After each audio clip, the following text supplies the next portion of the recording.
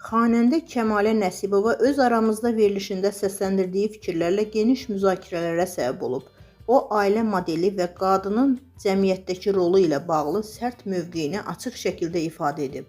Yenilik Az xəbər verir ki, veriliş zamanı sənətçi bildirib ki, əgər kişi olsaydı, heç vaxt müğənni qadınla ailə qurmazdı.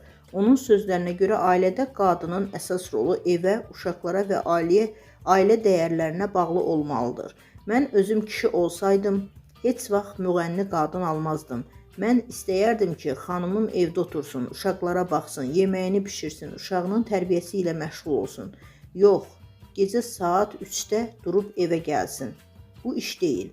Kəmalə Nəsibova əlavə edib ki, oğlunun da müğənni xanımla ailə qurmasına razı olmaz. Onun fikrincə səhnə həyatı və ailə həyatı arasında uyğunluq yaratmaq çətindir. Oğlum müğənni qız alsa intihar edərəm. Kişinin, qadının namusu, qeyrəti evdə olar. Biz də çıxıb oxuyuruq. Qıraqdan 100 söz atırlar. Mən şəxsən kişi olsam bununla razılaşmazdım. Məni kim aparıb evinin xanımı etdi ki, mən də oturmadım. Mən ər çörəyi yeyə bilmədim. Mənim bəxtim gətirmədi. İndi gecdir. 40-a çatmışam.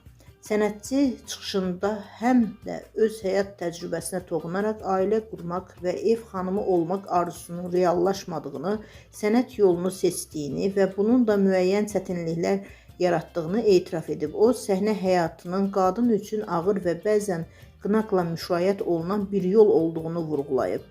Bu fikirlər sosial şəbəkələrdə müxtəlif reaksiyalar doğurub. Bəzi istifadəçilər xanəndənin ailə dəyərlərinə bağlı mövqeyini dəstəkləyərək ənənəvi modelin daha sağlam olduğunu qeyd ediblər. Digərləri isə bu yanaşmanı qadınların seçim azadlığını məhdudlaşdıran və stereotipləri gücləndirən fikir kimi qiymətləndiriblər. Məncə bu məsələ çox həssas və fərdi seçimlərlə bağlıdır. Ailə modeli hər kəs üçün eyni olmur.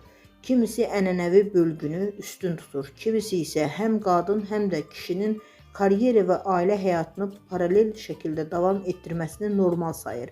Müğənni olmaq və ya səhnə fəaliyyəti ilə məşğul olmaq avtomatik olaraq ailəyə laqeyd yanaşmaq demək deyil.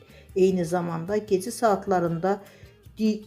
saatlarına qədər davam edən iş rejiminin ailə münasibətlərində çətinlik yarada biləcəyi də reallıqdır. Əsas məsələ qarşılıqlı razılıq, hörmət və anlayışdır. İnsanlar öz həyat seçimlərini başqalarına diktə etmədən fərqli həyat tərzlərinə hörmətlə yanaşmağı bacarmalıdırlar. Cəmiyyət dəyişdikcə ailə modelləri də dəyişir və burada ən vacib olan sağlam münasibət və qarşılıqlı dəstəkdir.